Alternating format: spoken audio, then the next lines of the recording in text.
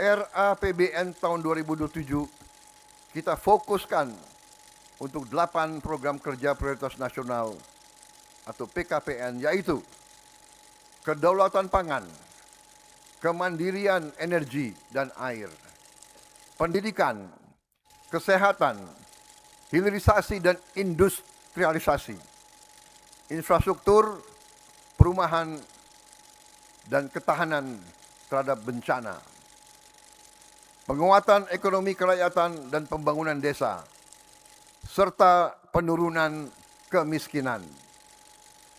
8 prioritas tersebut didukung oleh penguatan pertahanan dan keamanan, penegakan hukum, tata kelola pemerintahan, percepatan digitalisasi, dan diplomasi ekonomi. Untuk menjalankan seluruh agenda tersebut, belanja negara tahun 2027 direncanakan sebesar 4.097,2 triliun rupiah, naik dari 3.842,7 triliun rupiah di APBN 2026. Pendapatan negara diperkirakan mencapai 3.426 triliun rupiah, naik dari 3.153,6 triliun rupiah di APBN 2026. Pembiayaan direncanakan sebesar 671,2 triliun rupiah dengan defisit sebesar 2,40% terhadap produk domestik bruto. Dan ini akan kita usahakan untuk kita tekan lebih kecil lagi. Kita memahami bahwa defisit yang ideal adalah sekecil-kecilnya. Bahkan cita-cita kita adalah anggaran yang berimbang. Halo semuanya, selamat datang di program Lagi Rame nih. Tempat kita bahas isu-isu panas, tajam, dan seringkali nggak banyak dibahas secara mendalam. Saya Farah Nabila, dan kali ini kita akan membahas tentang target besar pemerintah untuk ekonomi Indonesia pada 2027. Pertumbuhan ekonomi ditargetkan berada di kisaran 5,8% sampai 6,5%. Angka ini bukan sekedar target pertumbuhan biasa. Pemerintah ingin membawa ekonomi Indonesia tumbuh lebih tinggi, bahkan menjadi pijakan menuju target pertumbuhan 8% pada 2029. Masalahnya, untuk mencapai pertumbuhan setinggi itu, tentu dibutuhkan mesin ekonomi yang besar. Dan salah satu mesin utamanya adalah APBN. Dalam RAPBN 2027, pemerintah menyiapkan belanja negara sebesar 4.097,2 triliun rupiah. Sementara pendapatan negara ditargetkan hanya 3.426 triliun rupiah. Artinya, ada selisih lebih dari 671 triliun rupiah yang harus ditutup melalui pembiayaan. Defisitnya sendiri dirancang sebesar 2,40% terhadap PDB. Disinilah persoalannya. Pemerintah ingin ekonomi tumbuh lebih cepat. Belanja negara tetap besar, tetapi penerimaan negara juga harus digenjot. Pertanyaannya, apakah APBN 2027 benar-benar akan menjadi mesin pertumbuhan baru? Atau justru target pertumbuhan 6% membuat beban fiskal semakin berat? Dan yang paling penting, duitnya dari mana? Kita bahas dalam 3 segmen.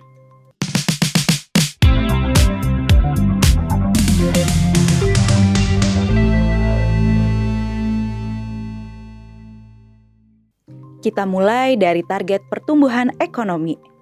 Pemerintah dan DPR sebelumnya menyepakati pertumbuhan ekonomi 2027 berada dalam rentang 5,8% hingga 6,5%. Artinya angka 6% berada tepat di tengah target tersebut. Pemerintah tentu punya alasan untuk optimistis. Ekonomi Indonesia pada kuartal 2 2026 tumbuh 5,29% secara tahunan. Konsumsi domestik dan investasi juga menjadi penopang pertumbuhan. Jadi dari sisi momentum, pemerintah melihat ada modal untuk mendorong ekonomi lebih tinggi. Tetapi ada satu persoalan. Target 2027 harus dilihat dari kondisi ekonomi global. Bank Indonesia sendiri masih memperkirakan ekonomi Indonesia pada 2026 tumbuh di kisaran 4,9% hingga 5,7%. Artinya, pemerintah ingin membawa ekonomi dari kisaran pertumbuhan sekitar 5% menuju ke 6% atau bahkan lebih. Kenaikan 1% pertumbuhan ekonomi memang terdengar kecil. Tetapi dalam skala ekonomi Indonesia, 1% itu bukan angka yang kecil. Dibutuhkan tambahan konsumsi, dibutuhkan investasi yang lebih besar, dibutuhkan juga ekspor yang lebih kuat. Dan tentu saja, dibutuhkan produktivitas dunia usaha yang lebih tinggi. Karena itu, pemerintah menyiapkan sejumlah mesin pertumbuhan. Mulai dari hilirisasi dan industrialisasi, penguatan ketahanan pangan dan energi, pembangunan infrastruktur dan perumahan, penguatan ekonomi kerakyatan dan desa, sampai program pendidikan dan kesehatan. RAPBN 2027 sendiri difokuskan pada 8 program kerja prioritas nasional. Masalahnya, APBN tidak bekerja sendirian.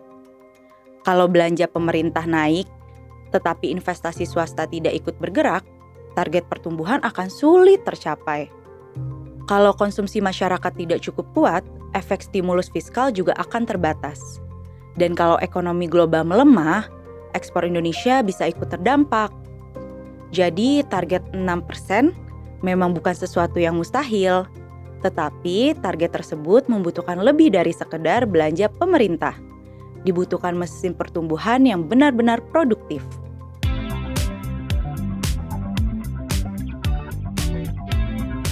Nah, sekarang kita masuk ke bagian yang paling menarik. Kalau pemerintah mau belanja lebih dari 4.000 triliun rupiah, dari mana uangnya? Dalam RAPBN 2027, pendapatan negara ditargetkan mencapai 3.426 triliun rupiah. Komponen terbesarnya tentu berasal dari penerimaan perpajakan. Target penerimaan perpajakan mencapai sekitar 2.908 triliun rupiah. Sementara PNBP ditargetkan sekitar 517,4 triliun rupiah dan hibah sekitar 0,7 triliun rupiah. Artinya pemerintah harus mengumpulkan penerimaan yang jauh lebih besar dibandingkan sebelumnya. Caranya? Pemerintah akan mengandalkan optimalisasi perpajakan, memperluas basis pajak, meningkatkan kepatuhan, mengoptimalkan penerimaan negara bukan pajak, dan memanfaatkan potensi penerimaan dari aktivitas ekonomi yang semakin berkembang. Masalahnya, meningkatkan penerimaan pajak bukan pekerjaan yang mudah, karena kalau dilakukan terlalu agresif, ada risiko dunia usaha justru terbebani. Investasi bisa tertahan, konsumsi bisa melemah, dan pada akhirnya target pertumbuhan ekonomi justru bisa terganggu. Disinilah pemerintah menghadapi dilema. Negara membutuhkan penerimaan yang lebih besar, tetapi ekonomi juga membutuhkan ruang untuk tumbuh. Lalu bagaimana dengan belanjanya? RAPBN 2027 menempatkan pendidikan, perlindungan sosial, kesehatan, pangan, energi, infrastruktur, hilirisasi, dan berbagai program prioritas sebagai bagian penting dari belanja negara. Anggaran pendidikan misalnya mencapai 820,9 triliun rupiah. Perlindungan sosial mencapai 549,9 triliun rupiah. Sementara anggaran kesehatan mencapai 244,9 triliun rupiah dan ketahanan pangan sekitar 195,3 triliun rupiah. Jadi persoalannya bukan sekedar berapa besar APBN, tetapi seberapa besar setiap rupiah APBN bisa menghasilkan pertumbuhan ekonomi. Kalau 4.097 triliun rupiah dibelanjakan untuk kegiatan yang produktif, efeknya bisa memperbesar ekonomi. Tetapi kalau belanja terlalu banyak habis untuk kebutuhan rutin, subsidi yang tidak tepat sasaran, atau program yang multiplier efeknya rendah, maka APBN justru beresiko menjadi semakin besar tanpa memberikan dorongan pertumbuhan yang sebanding. Karena itu, kunci APBN 2027 bukan hanya besar anggarannya, tetapi kualitas belanjanya.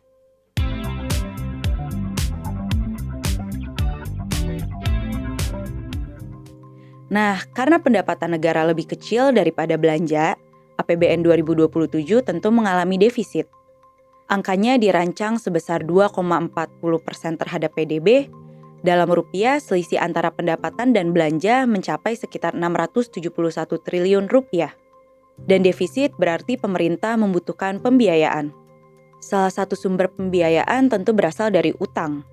Disinilah target pertumbuhan 6% mulai bersinggungan dengan kesehatan fiskal. Karena utang hari ini berarti ada kewajiban pembayaran di masa depan. Bukan hanya pokok utang, tetapi juga bunganya.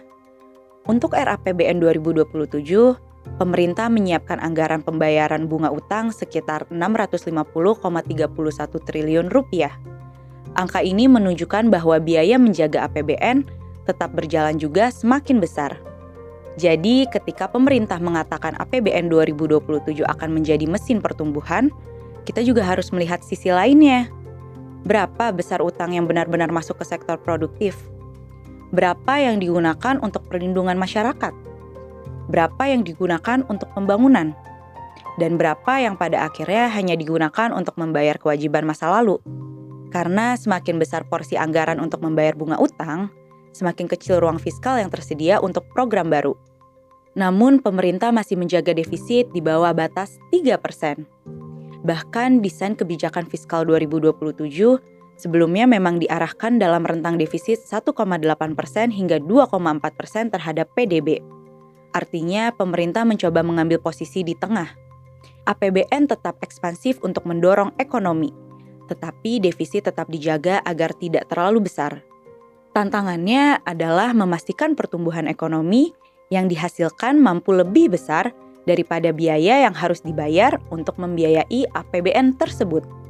Karena kalau ekonomi tumbuh cepat, rasio utang terhadap ekonomi bisa lebih mudah dikendalikan. Tetapi kalau pertumbuhan meleset dari target, sementara belanja dan kewajiban tetap berjalan, tekanan terhadap fiskal tentu semakin besar. Jadi APBN 2027 bukan sekedar cerita tentang angka 4.097 triliun rupiah.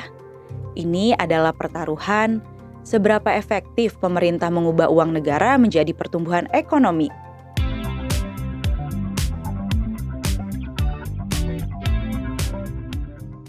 Target ekonomi 6% memang terdengar menarik.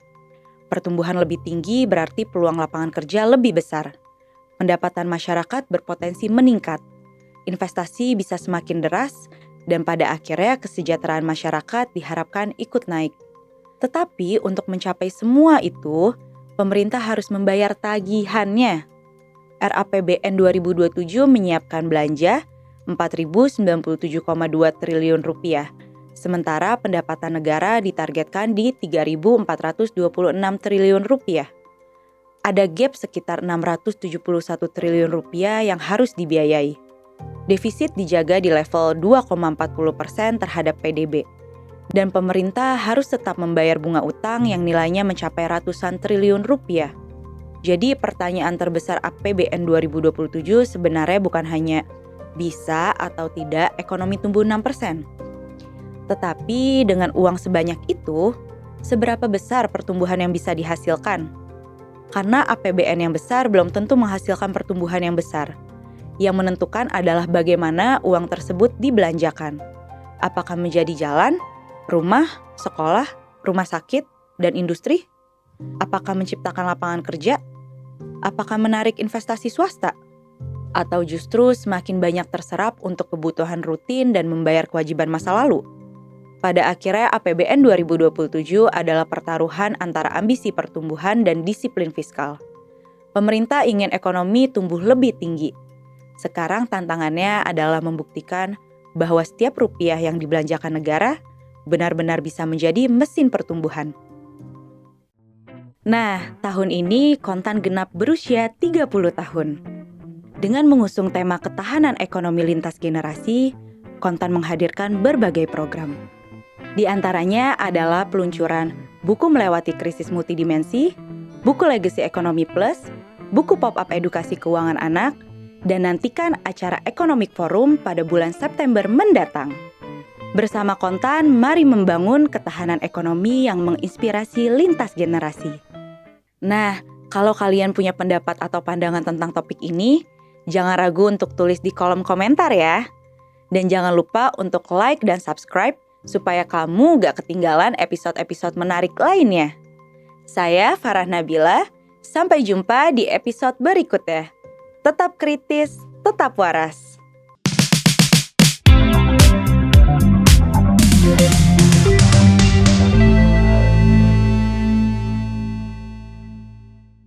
Download aplikasi Kontan sekarang di App Store atau Play Store.